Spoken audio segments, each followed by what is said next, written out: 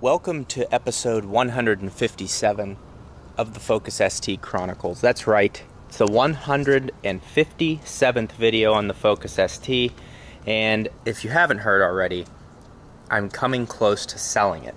And I'm for real this time because I've ordered a Tesla.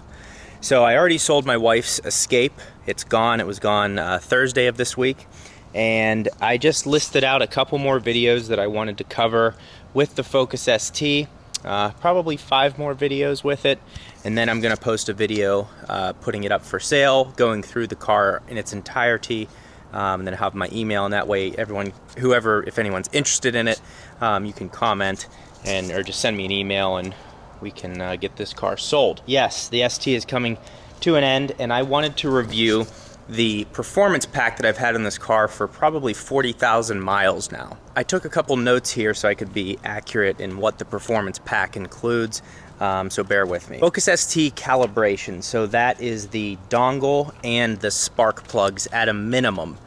Is what that comes with. You have to get spark plugs with this calibration, or if you want to call it a tune, that's fine. And you have to install those to be running this calibration safely. That's the bare minimum. The next step up that you can go is by getting the K&N intake and then also the cold air intake, which you've seen a lot of STs, how it like cuts through right here, just kind of the hose, just more of a direct suction into the air intake. So I actually haven't done that upgrade. I don't have it, I never actually got it, but I have done the upgraded intake. I just went with Mountune. And currently I'm actually using the stock intake. The reason for that is I got a P0299 code, and they said one of the fixes for that is possibly just put in your stock intake. So I was just trying a couple things, and that's the reason I'm not running it right now. And the final thing is the Performance Catback exhaust. Now if you want to check out the install video on that, you can look at the card at the top of your screen. This catback exhaust has been amazing. There's no drone with it, and the sound is so good. Now, yes, you can straight pipe it. There's other exhausts that sound good, but this I just think is a great OEM-like exhaust. It looks great. It has the Ford embossed in the muffler, and then has Ford Performance written on the tips right here. Ford Racing on the tips. So it just looks great, it sounds great, and I've been very happy with it. So that is what the entire performance pack comes with. I kind of did it piece by piece. I actually got the exhaust from Mountune. Ford Performance sent me the calibration and the spark plugs. So I had like a bunch of, I kind of pieced it together over time. I think with my first upgrade on the car was actually the Mountune air intake, the version 1. I have the version 2 in the garage, and all aftermarket parts and stock parts that I still have of the car will come with the sale of the car eventually. So what does the performance calibration do? The first thing it does is it increases torque by 90 foot-pounds on 93 octane. So in Arizona they don't actually have 93 octane, so I'm running 91 at all times. But even then, I mean, the gains are crazy. The way that this car picks up speed at half throttle is insane. The other thing that this tune does is smooths out the shifting. Minus the power, the most impressive thing this does is when you shift in between gears. If you're running a stock ECU on your Focus, you'll notice that in between shifts, even if you hit the shift perfectly, it has this little like bump. It's almost like I don't know if the turbo's trying to keep up or if it's rev hang or whatever it is. It's tough to get it smooth. When you put this calibration on, it smooths the shifting out, and I remember being shocked by that driving it around after the first time that I got it calibrated. So that was a big shock to me. Another thing that it does is it adjusts the sound symposer. One of the things that a lot of people have done with the Focus ST is take out the sound symposer, which is a hose, I'll just show it to you here, that takes induction sound and pipes it into the cabin. So sound symposer's right there, and you can see it curls around, goes up in there, and it pipes it into the cabin.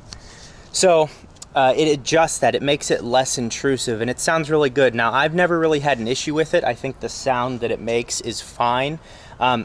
What I don't like is when cars have it that pump it through the speakers.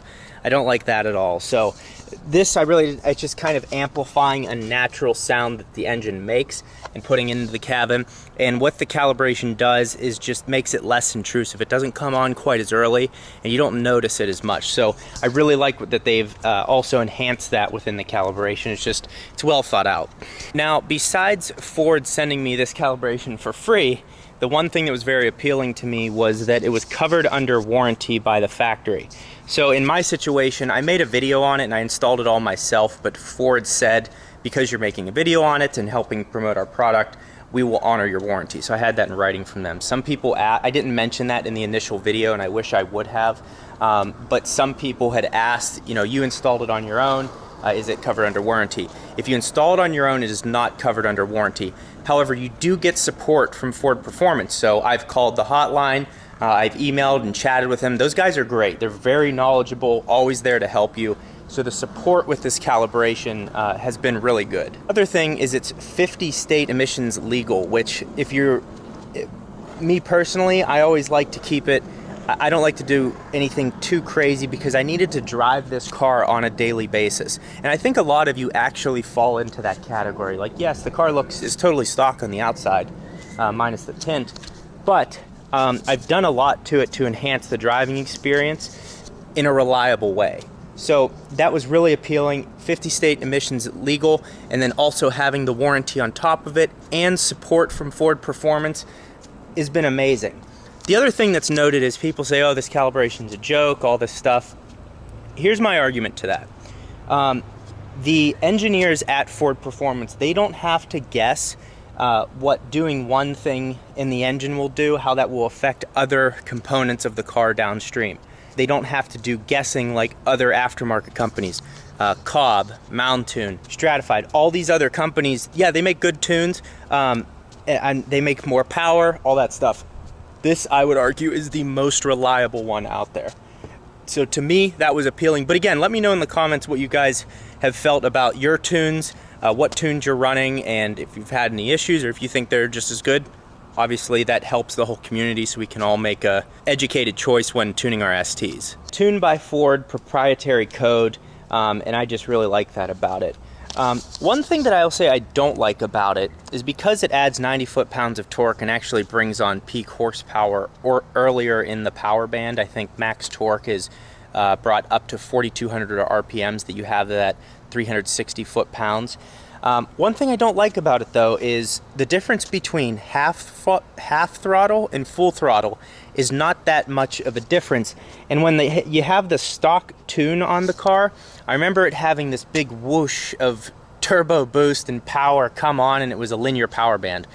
With this calibration, it kind of throws like a big lump in the power band. Yes, you get this huge initial kick, but then it's just, there's nothing more, where it would be nice to have the 300 horsepower after having all of that torque. So that's one thing that it's kind of exciting to run your car and rev it all the way out, whereas this, it doesn't actually do that.